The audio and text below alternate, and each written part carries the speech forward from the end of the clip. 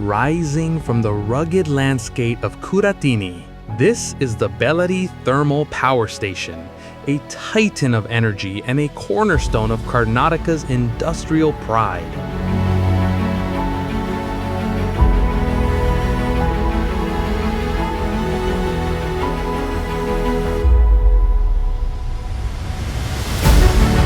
Operated by KPCL, this facility isn't just about scale, it's about power. With a total capacity of 1,700 megawatts, it fuels millions of homes and industries across the state.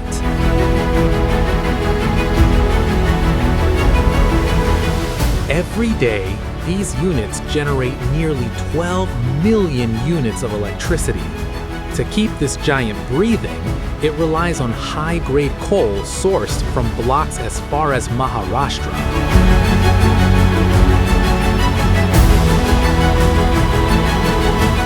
Unit 3 was a milestone for India. It was one of the first in the region to use supercritical technology, allowing it to produce more power while burning less coal. From dawn till dusk, Bellary Thermal stands as a testament to India's engineering grit, powering progress, lighting the future.